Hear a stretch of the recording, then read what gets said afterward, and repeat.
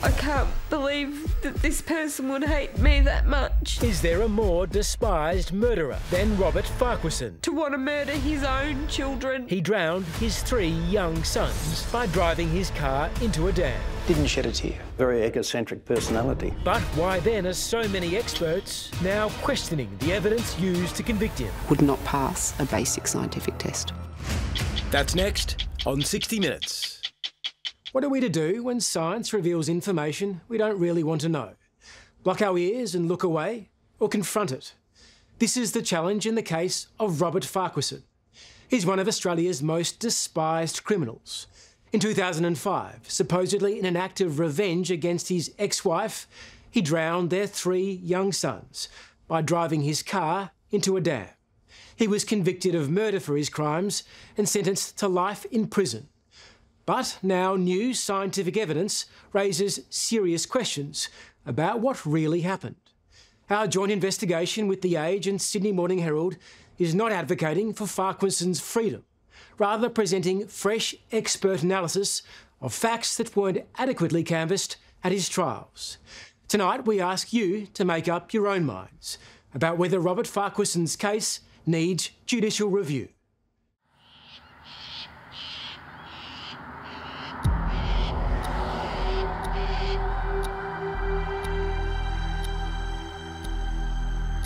It's as quiet and peaceful as any other patch of countryside in regional Victoria.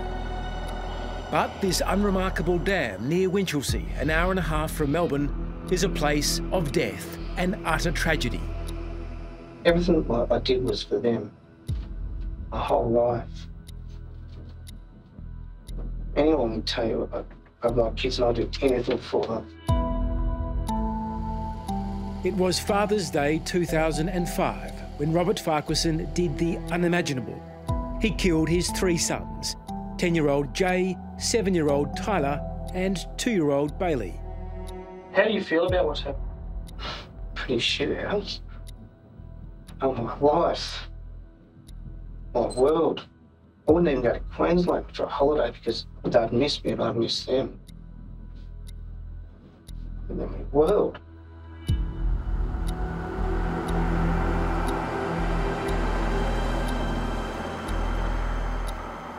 Farquharson has always claimed he accidentally drove his car and his children off the road and into the dam. He blamed a coughing fit that caused him to black out and said when he regained consciousness, his car was submerged. And though he could free himself, he couldn't save his boys. Well, if it wasn't an accident, what's the alternative?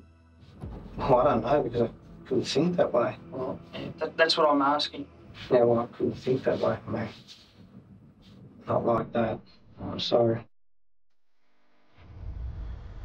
But 2 Supreme Court juries at 2 separate trials didn't believe him, declaring Farquharson had deliberately steered into the dam to murder his sons, to punish his ex-wife for leaving him for another man. I basically just said, I don't love you and I can't do this anymore. He took it hard. He felt like he'd walked away with nothing. He's now serving a life sentence in prison.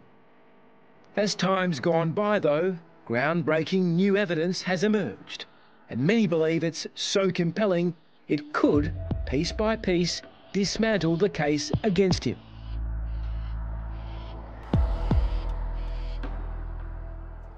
Like many Australians, I still remember first hearing about the deaths of the Farquharson boys. It's a crime beyond distressing, as is frankly the idea of revisiting it. But almost 20 years on, multiple scientific experts are now questioning the credibility of the evidence used to convict Farquharson. They're not so much as fighting for him, as for a criminal justice system that, when the science demands it, allows for further review. The science that was used to convict Robert Farquharson has not passed a reliability test. Until such time, I would consider it unreliable. Casting doubt on the evidence 2 Supreme Court juries used to convict Robert Farquharson is not something the Australian Academy of Science does lightly.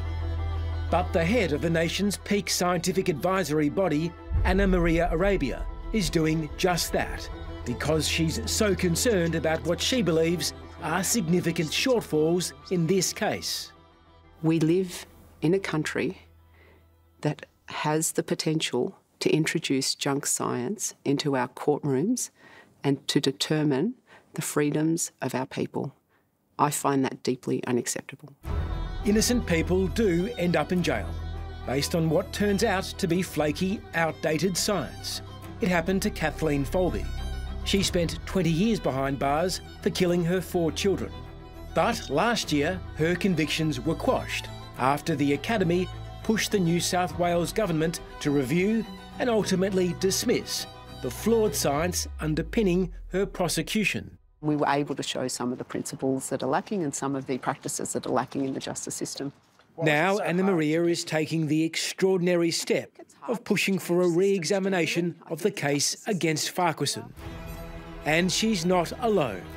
Experts from around the world say there are multiple inconsistencies in the original evidence, from potentially misleading experiments produced by police. It's just not representative of what would happen. It's a cartoon.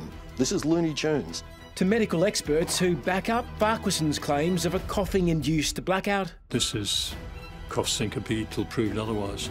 Fresh doubt about the evidence that landed Farquharson in jail has prompted his lawyer to prepare a third appeal.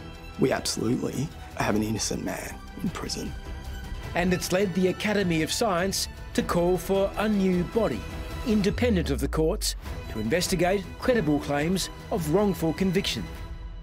There's people, no doubt, watching this saying, why the hell should we listen to a scientist or a science academy when the courts have dealt with this uphill and down dale?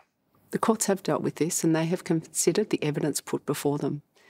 That evidence has not passed a reliability standard or test. That is why every member of the public should be concerned about a justice system that is not adequately informed by science and that does not have a reliability standard. Any one of us could be Robert Farquharson. I'll just go back to your relationship with your boys. What is your relationship with them? Very good. Loving kids, do everything with them. You know, I take them to the footy to play, everything. This is the first time Robert Farquharson's police interviews have ever been played publicly outside a courtroom. Can you tell me, in the car was the 3 boys? Yes. And where were they seated? Jay was in the front, Bailey was in his baby seat, Tyler was in the middle with his strap-on seat. He first spoke to police from hospital just hours after killing his sons. Farquharson said it had been a fairly ordinary day. Even though he had a throat infection, he took the boys out for Father's Day dinner and was driving them back home to their mums when he began coughing. Then the unthinkable happened. I think I just went out the overpass and I just started coughing, and then I didn't remember anything. And then all of a sudden I was in this water and my son was going out and he opened up the door on my nose. I shut the door on him and I tried to get them out. Farquharson stuck to his story when interviewed by detectives again 2 days later. What do you remember taking place? I remember just getting on the overpass, I was just over a bit and I just started coughing. And I started really, really coughing and that was it. I don't recall anything else. Did you feel it coming on? No, I just started coughing and it just got worse and worse and worse. And then that was it. So you couldn't stop coughing, that's what you're saying? No, I couldn't stop. And then what's the next thing you remember? Nothing, underwater. And his story hasn't changed in the almost 20 years since he first told it. Well, did you drive off the highway deliberately into the dam? No, I did not. If somebody drove off the highway into water like that, you know what would happen, don't you? In relation to what? To what would happen to the children. Oh, it would be pretty obvious what would happen. But I certainly did not drive off here deliberately. I had a coughing fit. I blacked out. Yep. I can't recall anything else except being in the water. Farquharson's police interviews were played at his murder trials, but it was this video that arguably had the most impact. At another dam, Victoria Police filmed this reconstruction of how they say Farquharson's car sank in the dam. It takes 8 long minutes, surely enough time for him to save his children, an inescapable realisation for the jury. But however damning it seems, this video is also misleading. That video does not depict what happened. Dr. Gordon Giesbrecht is a world-leading expert in how cars sink and says there are glaring errors in the Victoria Police experiment. They submerged this car in only 2.8 metres of water, but the dam Farquharson drove into was 7.4 metres deep. Normally a vehicle, if it's in deep water, will go like this, the water will go out the trunk, and the vehicle will go straight down. In this case, when you have a vehicle that if the front hits the bottom in shallower water, now it can't go vertical. So actually air is trapped in the the window section of the car and actually slows down the sinking rate. So that's the only way that a vehicle could be visible for 8 minutes, is because it's in shallow water. And if you were making a decision on what happened in that vehicle based on that video, it's just not representative of what would happen. The police also tested if it's possible to open a car door, which is how Farquharson says he escaped. They did it twice, and both times his story checked out. But it's arguably the more incriminating 8-minute video the prosecution wanted the jury to remember. At his trials, the reconstruction was played from 3 different camera angles, even though the doors remained closed and there's no one inside. Dr. Giesbrecht, on the other hand, has tested what happens when a car door opens in deep water. It sinks in seconds. Paint for me, if you can, a picture of what you think happened to Robert Farquharson's car. Well, he got out. I mean, he opened the door. Once you open the door in a vehicle that is floating in deep water, that vehicle is going to go down very quickly. And regardless of what happens with you, everybody else in the vehicle is going to go down they will have virtually no chance of getting out, because the vehicle's filling with water very quickly and sinking like a rock. Does it concern you that police video was relied upon in the trial? Yeah, it does. If you're thinking the person should have been able, once they got out, should have been able to save the other people. If you see a vehicle that's sitting near the surface for 8 minutes, that's a reasonable assumption. But that is not the case in deep water, that once he opened the door, that vehicle is going to sink quickly. If he gets out, if he's lucky enough to get out, there's no way he's going to be able to get back in to help anybody. Do you feel guilty? Oh, yeah, well, everyone should feel a bit guilty. What is it you feel guilty about? Well, what's happened, I had a cognitive fit. We went into a dam, I couldn't save my children. I'd do anything to have them back, and I could live with this for the rest of my life, that I could not save my kids. I had 2 arms, 2 legs, I can't save 3. How was I supposed to do it? I tried and tried and tried. The car sinking reconstruction isn't the only piece of evidence facing fresh scrutiny. As you'll see, the police simulation that suggested Farquharson was conscious and deliberately steered his car into the dam is also unreliable. Well, it's not a model of the crash. To me, this is a cartoon. This is Looney Tunes. I'm sorry, it's not what actually happened.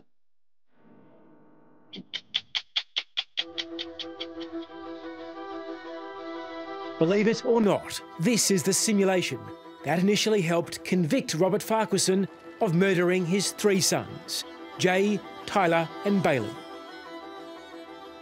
He's always maintained their deaths were a terrible accident, claiming he'd blacked out from coughing when his car ran into a dam. But as basic as it seems, the prosecution argued this mock-up of the crash helped prove Farquharson was awake and intentionally drove his boys into the water. There's no indication at this stage of any loss of control of the vehicle. I'm telling the truth, I blacked out. I had a coughing fit and I blacked out. I mean, I wouldn't do that. When you say that, what wouldn't you do? I mean, I wouldn't do something deliberately like that. What are you trying to say? I had a coughing fit and I blacked out. I can't remember anything. That's the honest truth. The video shows 3 deliberate steering movements were required to get the car off the road and into the dam. But according to forensic crash engineer Dr. Shane Richardson, it doesn't tell the full story because it's not a replica of the crash site. In fact, it's not even close. The first thing he's got is that it's a dead flat surface. Anyone that's been to the site, there's a rise as the vehicle comes over the railway line. There's a drop off from the road, then there's a fence, and then it runs into the dam. How misleading, therefore, is what we're watching? Well, it's not a model of the crash. To me, this is a cartoon. This is Looney Tunes. I'm sorry, it's not what actually happened. A policeman working for the Major Collision Investigation Unit produced the simulation and explained it for the jury at Farquharson's first trial. But it arguably should never have made it into evidence and was ruled inadmissible in trial number 2, when he was also found guilty. The court did strike out that simulation in the end. Yes. So really, is it fair to say it had no bearing? The simulation wasn't used, but the premise underlying the simulation that there's 3 steering movements was used. And that's the issue, and maybe the subtlety that never got explored or pulled out. If they'd done a better simulation, they would have come up with a different outcome, but they didn't do that. Dr. Richardson has done what he says is a more accurate scientific simulation. He's taken measurements from the crash site and, unlike police at the time, used them to generate his own 3D model. He insists his analysis shows it's possible Farquharson is telling the truth and had lost control of the car when it went into the dam. Once you put all the inputs in that you became aware of, the slant of the bank, the fence. Yes. What came to be? That the car has 2 distinct steering inputs from the slope and from running through the fence. And not from Robert Farquharson? Well, I can say I can get the vehicle to track to the point where it's gone into the dam because of the slope and going through the fence. So there's got to be a steering input to start with to the right, off the road.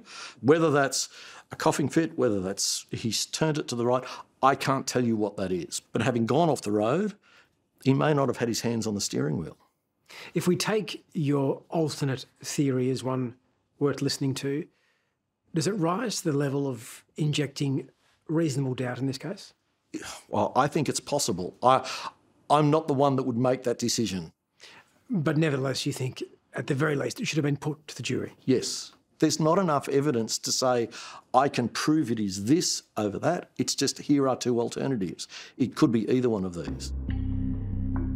Dr. Richardson says police at the time had all the tools they needed to come up with the same possible outcomes as him. The problem with computers, if you put rubbish in, you'll get rubbish out. You think this is rubbish in, rubbish out? Yes. You're there to help the court. You're there to give them, here are the alternatives, and explain the weaknesses to it. This is a weakness with their case. Now, if they didn't know it, then he's not an expert in the subject. It's also hugely concerning to Anna Maria Arabia, who runs the Australian Academy of Science. The lack of checks and balances for so-called expert witnesses is one of the main reasons she's demanding a review of Farquharson's case. Are you saying that the wrong experts appeared and had their evidence accepted in the Farquharson case? I think there was no test as to whether they were the best available experts in their field. I don't want to suggest for a minute that their evidence was wrong or deliberately misleading, but the question needs to be asked. The evidence that was put forward at the Robert Farquharson case, was it the most reliable evidence and did it pass basic scientific tests? And what's your answers to those 2 questions? I don't believe that was the case.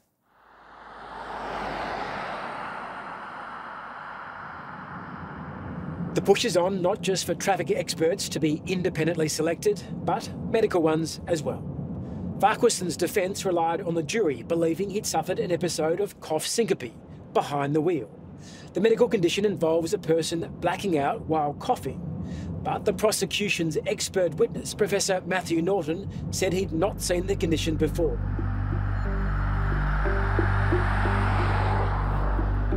On the stand, the doctor's evidence was powerful. He said cough syncope was extremely unlikely to happen at all, let alone to Farquharson, and the jury believed him. Was Professor Norton well qualified to be giving expert evidence on whether Robert Farquharson had suffered cough syncope? He's a trained respiratory physician with a fellowship with the Australasian College of Physicians, so he's as trained as I am in that regard. He is, I think, better known for his expertise in sleep medicine. Dr. Jonathan Burton has seen several cases of cough syncope in his 40+ years as a respiratory specialist. He believes, on top of having a chest infection, there are many reasons Farquharson was susceptible to the condition. The archetypal person with a cough syncope is a middle-aged male, usually overweight, usually with a background of smoking, and so he was an archetypal person. To me, I would have thought it's, in the 90% probable. 90% probable. Something like that. How on earth then could the prosecution put forward an expert who said this is unlikely? I don't know, and my simple answer is you'd have to ask the prosecution. The medical information about what happened that day, to me, makes me think that this is cough syncope till proved otherwise. Dr. Burton's not the only one who understands the dangers of cough syncope. As you'll see, Jeff Ferguson does too. When he suffered from the condition while driving, it caused him to crash into another car, killing someone inside. I began to cough, and the coughing progressed on and on and on, became fainter and fainter and fainter, and then there was silence.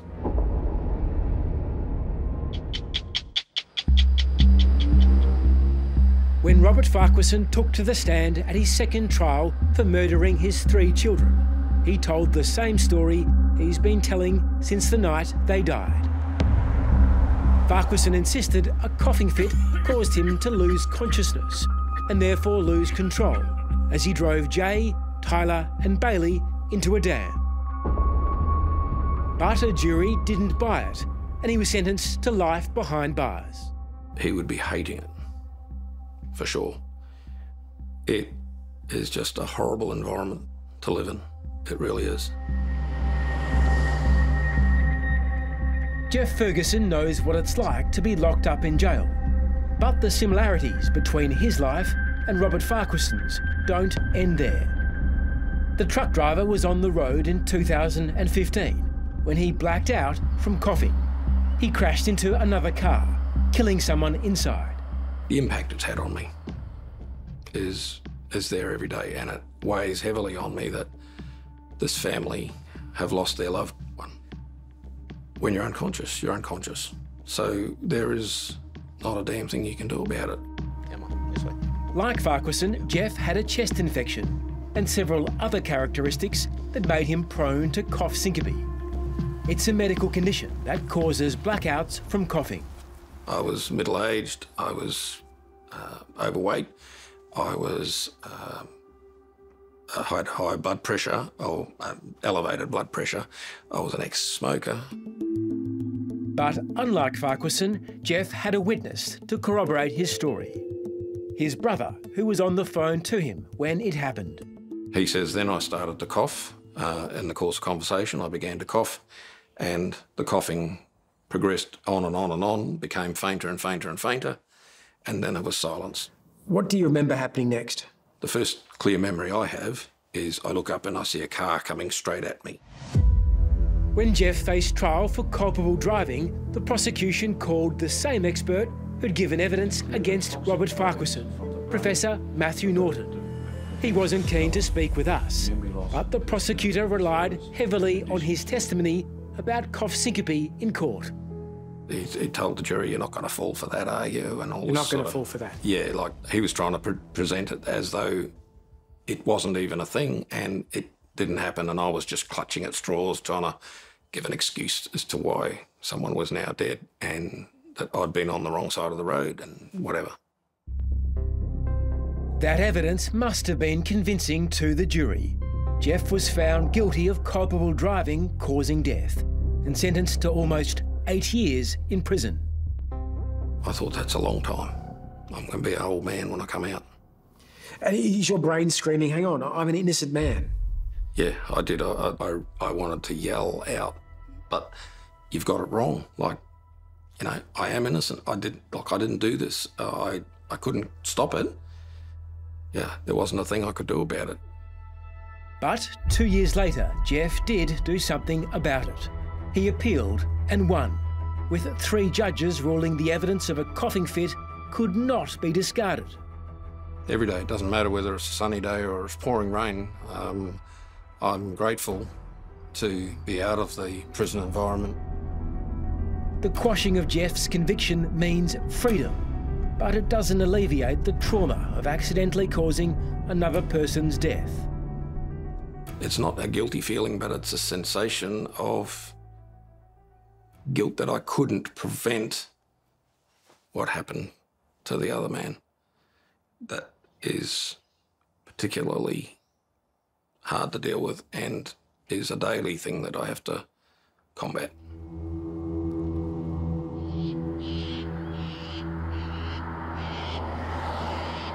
Jeff Ferguson only ever suffered one bout of cough syncope, but Robert Farquharson says he's had several. 4 years after killing his kids, he says it happened again. Here at Port Phillip Prison, his story was backed up by another inmate who testified he saw Farquharson cough, collapse and wake up after several seconds. Are you worried Farquharson might be sitting in jail like you, wrongfully convicted? I feel that there's a distinct possibility he may be.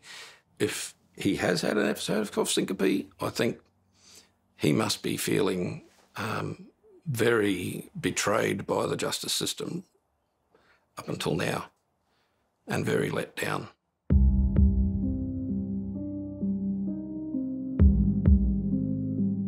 Robert Farquharson knows many people, especially in his hometown of Winchelsea, will never believe his story. But Michael Hart has always trusted him. The pair became great mates when their sons played footy together. They were so close, Michael was invited to go along to the Father's Day dinner on the night the boys were killed. He was taking him into Geelong, fast food restaurant, and he said, come along. I said, well, to be honest, Rob, I'm really not feeling too flash. And I said, look at you, you're bloody... He was crook. But he really tried to get me to go with him. I wish I had have, but that's all in hindsight now, isn't it? Michael says he'll never forget the conversation he had with Farquharson the following day.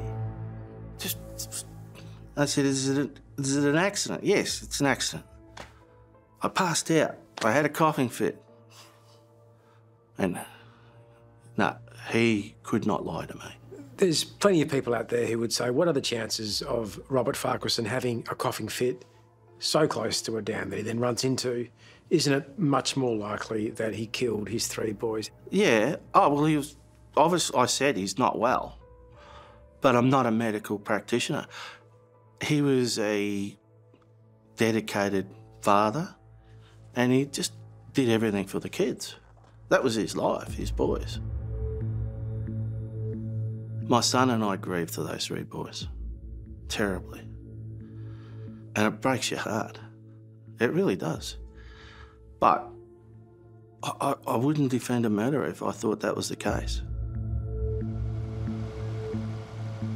Almost 20 years on, there's still something Robert Farquharson has struggled to explain.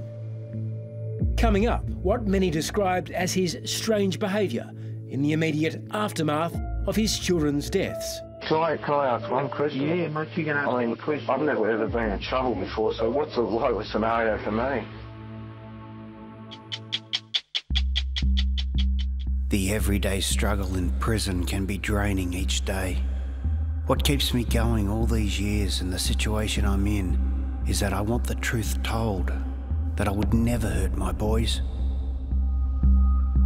These are either the words of a cold-blooded triple murderer or a tormented father who spent 15 years in prison grieving 3 sons he killed by accident. I'm always thinking of my boys every day, all different times of the day. It can be from something on the TV or the weather outside. Listening to music with different songs reminds me of good times. Robert Farquharson wrote this letter behind bars, where he's serving a life sentence for murdering Jay, Tyler and Bailey. He drove them into a dam on Father's Day in 2005. At 2 trials, Victoria's Supreme Court found it was a chilling act of revenge against his ex-wife, Cindy Gambino, who left him for another man. But Farquharson has always maintained a coughing fit caused a blackout behind the wheel. And by the time he came to, it was too late to save his sons. Throughout the years, I'm always pondering what they could be doing growing up in their life as teenagers, then adults. I get very upset and emotional that they are not with me, but always in my heart.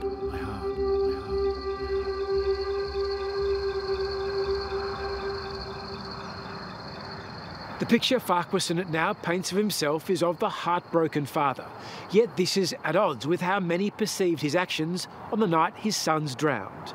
After getting out of the water, he flagged down a passing car, but instead of calling 000, he asked to be driven to the boy's mother, Cindy, to tell her the shocking news. The pair then rushed back here, where it was Cindy who called for help. Oh, my children are gone, my God! Oh, my God! Oh, my God! So you're saying it's too dark to see out there? It's too dark to see anything. Where are they? Hello? Oh, it's my baby. Cindy?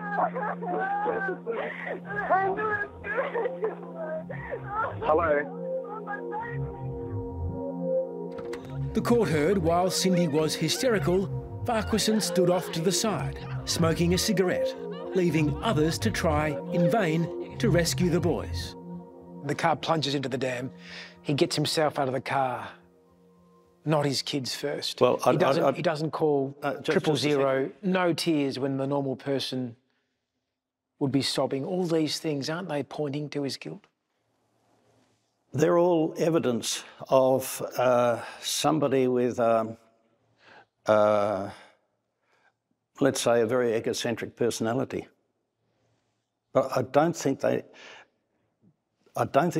point inevitably to the notion that this man has carried out the plan to murder his children. You're saying he could be egotistical, traumatised, but not necessarily a triple murderer? Absolutely. Clinical psychologist Dr. Rob Gordon has spent more than 40 years analysing how people respond to trauma.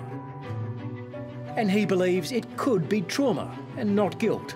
It explains Farquharson's reaction that night. Behaviour such as Mr. Farquharson showed is so far out of the common sense assumptions of how a person reacts to grief. It seems to me a very logical conclusion to say, therefore he must be guilty. He didn't show grief. But does he show grief for anything in his life? Has he showed it in the past? It seems rather to be very plausible as the responses of a not very well adjusted, emotionally immature, perhaps, traumatised person. The vision, though, of Robert Farquharson by the edge of the dam as other people are diving in for his kids, smoking cigarette after cigarette, it's a disturbing vision. Yes. Presumably that's to try and comfort himself. But his position is he's already accepted, as I understand it, that his children are dead. So they're diving to try and save them, but he knows that's impossible. It wasn't just Farquharson's actions on the scene that raised suspicion, but also his emotionless interviews with police. especially when, just hours after driving into the dam, he seems more concerned about himself than the deaths of his children. Can I ask one question? Yeah, mate, you can ask me a question. I've never ever been in trouble before, so what's the likely scenario for me? So, like, I mean, like, sort of things going to happen to me now, like, I mean...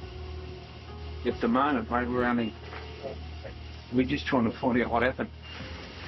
What was like the scenario? No idea. But to Rob Gordon, these comments aren't as concerning as they might sound. I would have thought, respectfully, that someone who's lost 3 kids would have just been saying, I've lost 3 kids, can we do this later? My 3 kids are dead, my 3 kids are... You know, why wouldn't that be his primary concern? That's the assumption that he's got an emotional connection to them and he's going to experience it as an emotional grief. But not everyone is going to go there.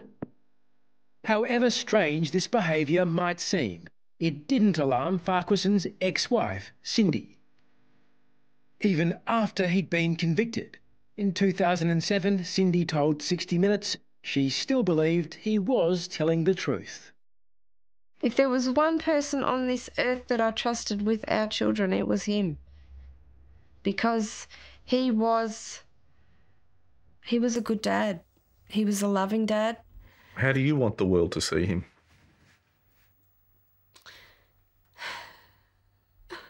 Free. That a jury of 12 unanimously found him guilty of killing the boys. Means nothing. They don't know Rob. They don't know him from a bar of soap. In your mind, did he do it? No. Cindy stood by Farquharson until his second trial in 2009, when a new witness, Dawn Waite, came forward. I know he can't be innocent. Dawn told the court she was driving behind Farquharson that night and overtook him as he approached the dam. She says she saw 2 things that point to his guilt. He wasn't coughing and he was in control of the car. But when a member of our reporting team, Michael Bachelard from The Age, spoke to Dawn on the phone, something unexpected happened. Her evidence began to unravel. I never talk about it because it would just open another can of worms.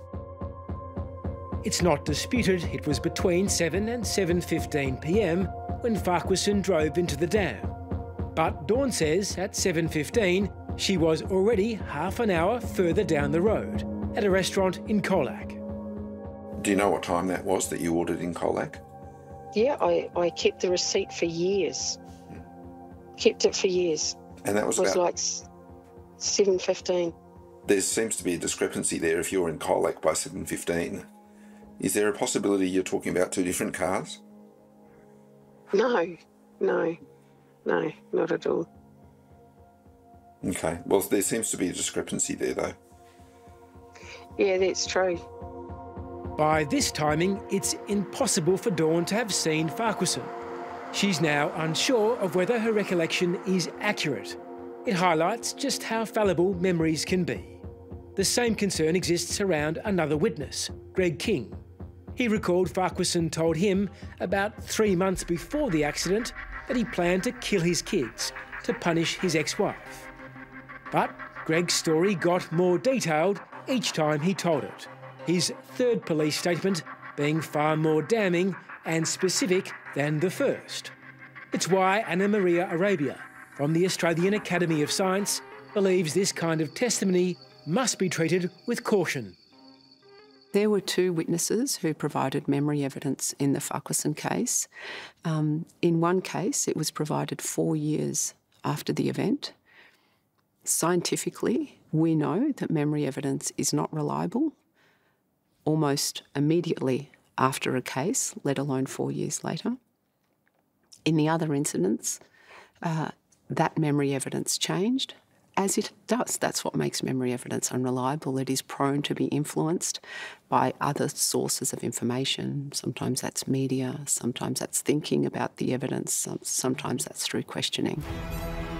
This is just one of many reasons why Anna Maria believes Farquharson's case must be reviewed. Coming up, what would it take for that to happen when he's already had 2 guilty verdicts and a failed appeal?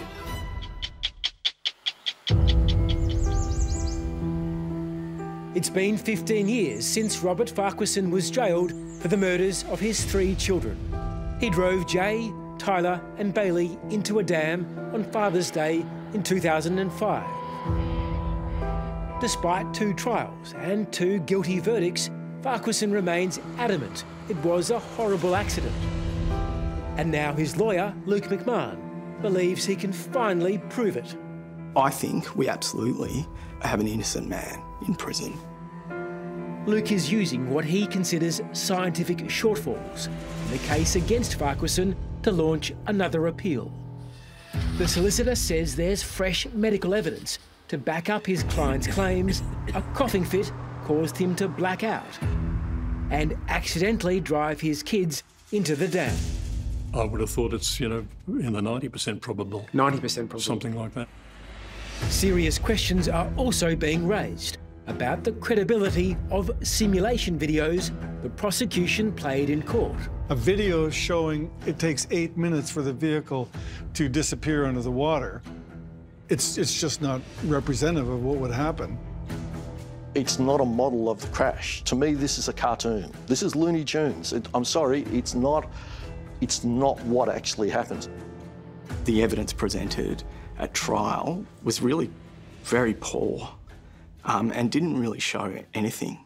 And yet you want Australians to believe then that a jury got it wrong and a court of appeal with some very fine judicial minds got it wrong.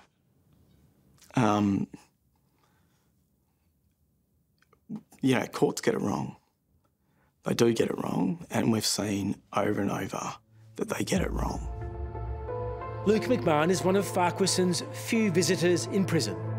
He says the 55-year-old is determined to clear his name, but will never get over his children's deaths. He acknowledges that even if he was released tomorrow, life for him is pretty much over. That's the way he describes it. Because he's lost his boys and those he loves. Yeah, exactly. Luke says Farquharson also grieves for his ex-wife, Cindy Gambino, who died 2 years ago. She initially supported her ex-husband, but later became convinced he had murdered their 3 sons to punish her for ending their marriage. I often think of Cindy. When I was told of her passing, I was in shock and very distraught. Most of Farquharson's letter from prison deals with past loss, but there's still some hope. I have told the truth in what happened, and that has never changed. My hopes for the future is to have my name cleared, and that I'm an innocent man in prison. I shouldn't be in this situation. I think the Farquharson case is a case study of how the justice system might get it wrong, or at least improve its practices by applying a reliability standard to evidence and scientific rigour to that evidence. We have been approached to look at the Robert Farquharson case is another. Anna Maria Arabia runs the Australian Academy of Science. Her concern goes beyond the Farquharson case to the court system more broadly. She believes it struggles to fully understand complex scientific evidence. No judge and no jury has the capacity to be able to get across the sort of detail they need to and to have the scientific literacy to best assess cases that are before them. Similar criticisms were made in the cases of Lindy Chamberlain and Kathleen Folbig. Both mothers were wrongfully convicted of killing their children. They exhausted every avenue of appeal and were eventually exonerated by one-off special inquiries. Those long and complicated fights for justice are proof for Anna Maria that there's an enormous need for significant change. The sort of law reform we would be advocating for includes the establishment of a reliability standard for the admission of evidence, the establishment of a post-appeals review mechanism like a criminal case review commission, and the independent selection of experts so that we have the right experts informing the justice system. a Criminal Case Review Commission would be a new body, separate to the courts, to investigate potential miscarriages of justice. It would probe only credible claims of wrongful convictions after all court appeals have failed. The UK has had one for almost 30 years. Is the Farquharson case a lead candidate for a Criminal Case Review Commission if Australia indeed had one? My understanding is that there is medical evidence around the understanding of cough syncopes, and that would be considered new evidence that should be assessed by something like a Criminal Cases Review Commission to see if it meets a threshold to reopen and re-examine this case. The reconstruction evidence that was used to determine how the car veered off the road, I think has some questions around it as well. The Academy is calling on the Attorney-General, Mark Dreyfus, to act. Not just for the sake of Robert Farquharson, but for any case where advances in science or other significant developments demand a fresh look. And if such a commission enshrined the guilt of Farquharson, you'd be happy with that outcome? I don't have a view on whether Farquharson is guilty or innocent. I do have a view around whether people like Robert Farquharson, and indeed anyone else who has been through our justice system, can avail themselves to a reliable system that is sensitive to science, that applies rigour and establishes reliability standards in its admission of evidence. Then I would be satisfied that we are best able to deliver justice to the people of Australia. For more on the new scientific analysis of the Robert Farquharson case, our colleague, senior age reporter Michael Batchelard, has made a 5-part podcast called Trial by Water. Episode 1 is out now on Apple, Spotify or wherever you get your podcasts, and is certainly worth listening to. Hello, I'm Nick McKenzie. Thanks for watching 60 Minutes Australia. Subscribe to our channel now for brand new stories and exclusive clips every week.